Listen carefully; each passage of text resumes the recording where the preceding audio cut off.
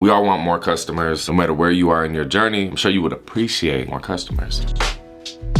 Any business in the world, multi-million-dollar businesses, right? At one point in time, they had 0 customers, and eventually they had to get their first customer, then they had to go from 1 to a lot, right? Where they are today. So recently I was interviewed on Instagram by Learn Filmmaking. If you're into like videography, music video, that type of filmmaking, right? Hence the name. Check them out. So during the interview, they were asking me kind of like my come up story and how I like got started. And we spoke about customers a little bit, and I wanted to elaborate more on those topics in this video to help you guys out getting more customers. All right, so first piece of advice that I have for you is when you're working with a customer in general, right? This concept applies not just to like customers, but also viewers. So even if like you're trying to grow your audience and your followers, and myself right now, I'm talking to this camera like it's one viewer out there in the world, and you're the most important person in the world, and I want to give you as much value as I possibly can. And you treat your customer the same exact way. So if you have one customer, what you do is you go above and beyond to over deliver, right? Give them exactly what they came to you for and more. Over deliver, right? One of the business rules that I've always went by for a very long time is I hate car salesman schmucks, right? That just like, oh, I'll give you the best price, the best. They just over promise, and then you always feel pissed off afterwards because they over promised and hyped it up so much that it's impossible to deliver that much value. So they always under deliver, and it leaves you with like a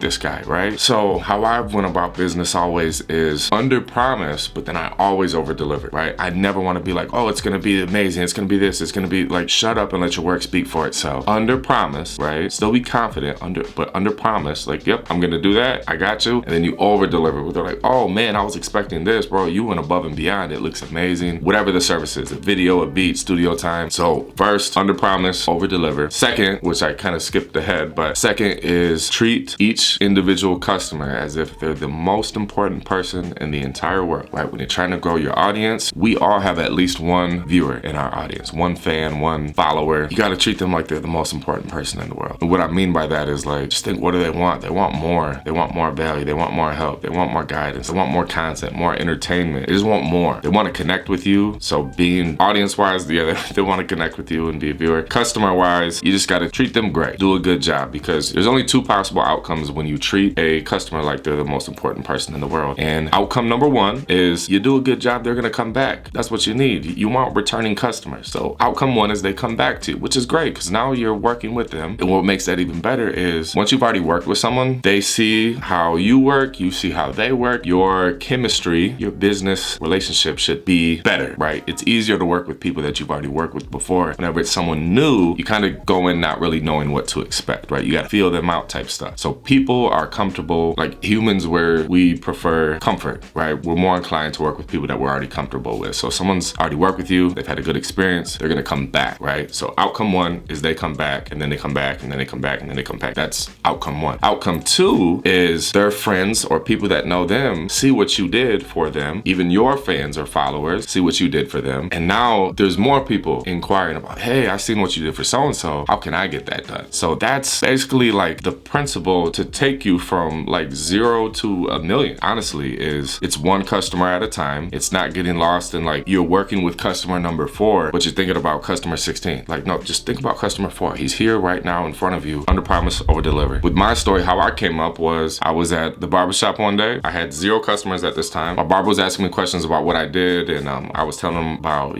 making beats. I was a producer. I had a studio. I was recording and mixing songs, getting into doing video stuff, pictures. And then he said, oh, I got a friend that raps. I should connect you guys. And so that's all it took was his friend coming over, and I played him a bunch of beats, and he's just blown away. He's freestyling every single beat. And then here's a third tip is create packages, offers. Everyone likes getting a deal or a discount where they're like, yo, can I get the hookup? So that's something that I've always said all the time is, yeah, I'll hook you up. I'll hook you up. I'll hook you up. Who doesn't like the hookup, right? So think about what you want to charge and how much money you want to get, and then just maybe inflate that price by however much you want. So now you can say, hey man, normally it would be this. The hookup price is this. Here's the discount. You're going to get a discount. I like you. I want to keep working with you. That makes sense. Maybe in the beginning, it's just free, right? You just want to get one customer. You have to have something to show. Once you have something to show, then you can take that and run with it. But yeah, back to the story. So the artist, he comes over. I ended up putting together this package where I'm like, what's everything he needs? It was, he needed beats to make songs to. He needed a studio. So I was offering recording, mixing, and mastering his songs. Once the CD was done, I was going to take pictures of him to give him a photo shoot. I was gonna design his CD cover and then press up 100 copies of his CD. I was getting into CD duplication. Then I was also gonna shoot a music video for him, right? So everything that he possibly needed, I was gonna offer it all, and it was like a $600 price, everything. This is 15 years ago. So yep, this is 15 years ago. So I put together the package. Again, I had one customer, I went above and beyond, over-delivered, gave him everything, right? You know, I was probably getting paid $3 an hour, $2 an hour if you did the math. But I was having a blast because this is what I love to do. This is a career that I wanted to get into. So it was worth it. It was like, you know, the eating shit, or, you know, you gotta get your feet wet, right? This was getting my feet wet. So his one project then comes out. Now he had friends, right, that heard and seen what I did. They're like, bro, this sounds good. Where'd you go to? Oh, this guy Cracka. So I went from one customer to about 3 to 4 customers. I put together another package. Now instead of 600, it was like maybe $800 or $1,000 that I offered these 3 to 4 guys, right? Then their project started to come out, and now I went from like one customer at first to 3 or 4 customers. Now I had about 10 or 15 customers. And then, you know, within months, I went from 10 to 15 to like 50 to 100 customers. And then it just kind of kept compounding from there. So it all goes back to focusing on one customer at a time. To summarize, treat each and every customer as if they're the most important person in the world. 2, under promise, always over deliver. And 3, feel free to offer packages or bundle things. Even if you only know how to do one thing, right? And